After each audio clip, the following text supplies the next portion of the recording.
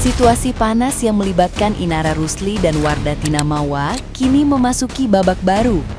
Setelah sebelumnya melontarkan sindiran, Inara akhirnya menyampaikan permohonan maaf di tengah tekanan kasus hukum yang terus bergulir. Permintaan maaf itu muncul setelah Mawa lebih dulu diperiksa penyidik atas laporannya terhadap Inara dan Insanul Fahmi. Sebelumnya, Inara sempat menyebut dirinya kesulitan meminta maaf secara langsung karena Mawa dianggap terlalu sibuk dengan aktivitas barunya di dunia hiburan.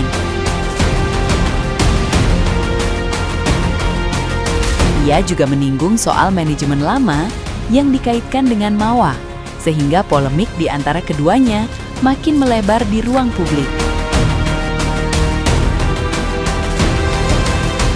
Memasuki momen menjelang Ramadan, Inara akhirnya mengakui kekeliruannya melalui pernyataan reflektif. Ia menyebut penyesalan itu lahir dari proses perenungan panjang dan menegaskan siap bertanggung jawab atas jejak yang telah ditinggalkan, meski tetap menekankan bahwa semua terjadi tanpa kesengajaan.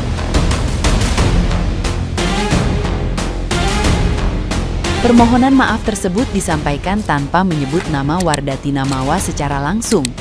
Di sisi lain, Mawa tidak memberikan respon terbuka dan justru mengunggah suasana ruang penyidik di Polda Metro Jaya, menandakan proses hukum masih terus berjalan.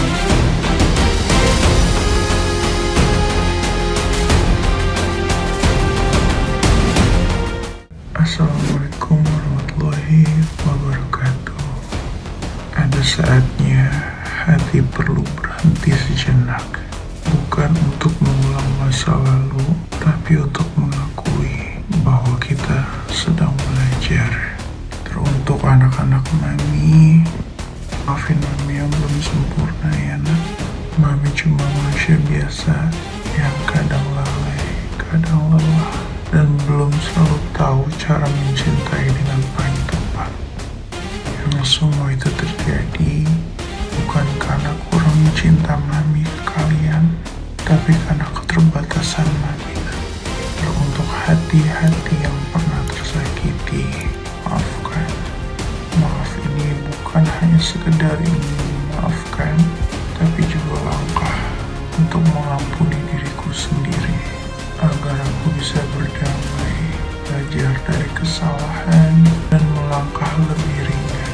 Di bulan suci ini, aku ingin menjalaninya dengan hati yang lebih tenang dan ikhlas, membersihkan niat, menata perasaan, terus belajar menjadi pribadi yang lebih baik. Bukan sempurna, tapi terus bertumbuh. Wassalamualaikum warahmatullahi wabarakatuh. Nah, gimana nih menurut netizen yang terhormat? Silahkan berkomentar ya. Ini konsepnya biji manis sih bang, kok melebarnya ke mani-mani, sampai panjang ke lebar sama dengan luas. Dibawa ke napi-napi, kita semua juga manusia biasa, bukan siapa-siapa. Boro-boro Iron Man apalagi Sailor Moon. Makan aja pas lagi lapar itu juga nasi, bukan besi tembaga. Peraknya aja masih tai, bukan emas permata. Jadi kagak usah ngelantur ke mani-mani. Lagian kalau urusannya begituan, emang kita kenal Inara dari siapa sih? Dari lakinya yang artis, yang musisi. Coba kalau si Inara dulu kagak kawin namanya si Virgun. Boro-boro kita semua kenal sama si Inara, apalagi si Insanul. Ayo biji bani. Ya kalau persoalan maaf memaafkan kan segala sesuatunya mesti jelas cenderungannya gitu, kagak bisa ujuk-ujuk. Ya bawa ke napi-napi, persoalan maaf memaafkan tuh mesti jelas segala sesuatunya dari awal hingga akhirnya gitu. Dasar memaafkannya untuk apa dan kesalahannya karena apa dan kepada siapa meminta maafnya. Itu dulu lu jelasin. Gengsi ya.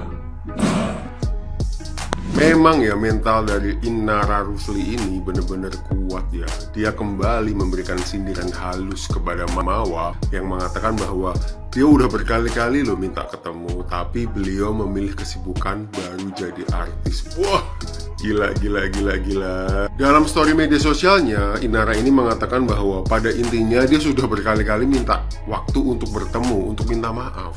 Tapi Mawa ini memilih sibuk jadi artis.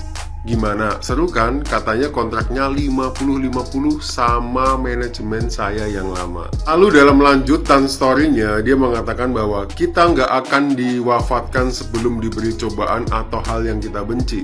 Nanti kalau kalian dikasih cobaan yang pernah kalian benci dan caci, kalian harus siap dengan kuat ya. Ini seperti mengingatkan ingatan publik kan. Pada waktu itu ketika Inara yang katanya diselingkuhi sama mantan suaminya, dia kan menggebu mengungkap bahwa perempuan yang baik-baik itu tidak akan pernah mau dipoligami, tidak akan mau sama suami orang, bla bla bla bla bla bla.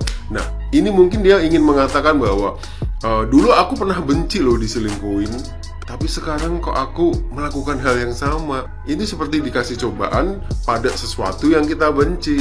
Bukan Inara kalau mentalnya itu gampang down ya. Beliau ini sudah melewati berbagai macam cacian dan hinaan dari netizen. Jadi, wah, mentalnya benar-benar kuat ya. Kalau orang lain mungkin akan diem dulu, tidak menanggapi, tidak berstatement. Tapi beliau ini diemnya cuma sebentar. Setelah itu beliau berstatement lagi, menyerang balik. Dia nggak akan diem gitu. Bahkan laporan Inara tentang kasus CCTV yang tersebar itu katanya sudah naik ke penyidikan. Ini dia melakukan serangan balik ya, atau untuk menaikkan posisi tawar gitu. Lama-lama aku laporin juga itu si insang ikan. Itulah ucap si pengacaranya si Inara. Dia yang mentala, ya istri sirinya. Kok kau pula yang keberatan? Kau pula yang mau ngelapori. Kau bilang dampak ributnya si M sama si insang ikan, ya kan? Mengait-ngaitkan si Inara. Sampai si Inara itu bisa dibilang stres lah, vertigo lah, nggak nyambung diajak ngomong. Kau nggak sadar? Dari awal dia buat masalah pun, setiap buat klarifikasi, setiap dia tampil di podcast itu memang gak nyambung. Ditalak via WhatsApp mau dilaporkan. Galau tempe kan, Inara. Udahlah, gak usah lah berlagak sosok disakiti. Kau yang menyakiti istri sah. Giliran disalahkan gak terima kau. Sekarang kau ditalak via WA, merasa stres kau. Bujang. Kalau mau kau ditalak secara baik-baik, ya nikah sah lah, jangan sirik. Kau aja nikahnya tanpa izin, diem-diem, ya secara tidak terhormat, tidak diakui negara. Jadi udahlah, gak apa-apa lah ditalak melalui WA. Intinya kacamata mama udahlah.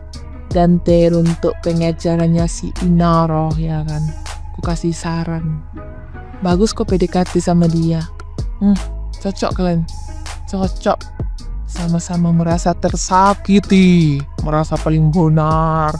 Tempekku galau karena diceraikan melalui WA. Tambah lagi sekarang kau baru aja mulai ada endorse, ya kan?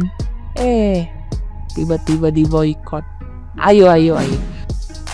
Saya mendapatkan banyak hujatan dan hinaan dari sebagian laki-laki yang mendukung poligami hanya karena saya berusaha membela kaum perempuan dengan menjelaskan konteks poligami yang sebenarnya. Semua itu berawal dari beberapa video saya tentang kasus Insanul Fahmi yang berpoligami, lalu kemudian video saya membahas respon Prilly terhadap hal tersebut, serta penjelasan saya bahwa poligami di zaman modern tidak lagi relevan jika hanya didorong oleh nafsu tanpa syarat syariat yang benar. Sejak itu banyak banget komentar dan DM yang masuk, bukan hanya perdebatan tetapi juga curhatan para istri dan perempuan yang sedang menghadapi persoalan rumah tangga karena poligami suaminya. Jumlahnya sangat banyak sehingga saya kemudian tidak mampu membalas satu persatu. Karena itulah saya berpikir kayaknya saya harus menulis sebuah buku agar orang-orang bisa paham poligami yang sebenarnya. Alhamdulillah buku digitalnya sudah jadi. Judul bukunya ini poligami dan penyimpangan zaman now ketika syariat diabaikan, nafsu jadi pedoman. Di dalam buku ini saya menjelaskan secara lengkap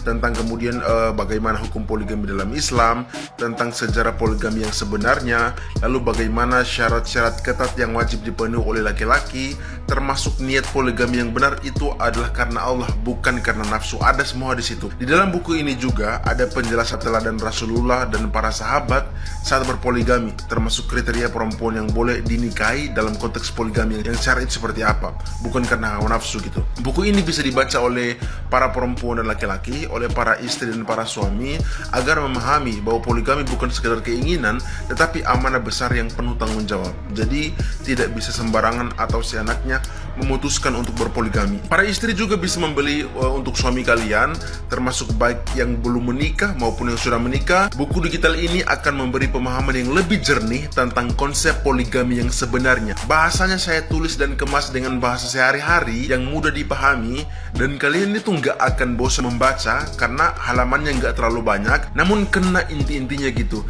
Karena saya paham kok, biasa orang-orang kan kalau baca buku kan cepat bosan gitu karena terlalu banyak halamannya. Cuman 30.000 doang kalian sudah bisa memahami konsep poligami yang sebenarnya. Kalian bisa jadikan buku ini untuk kemudian menasihati suami kalian, bahkan mungkin bisa berdebat gitu jika suami kalian mau berpoligami. Link buku sudah saya taruh di bio, silakan diakses. Semoga bermanfaat.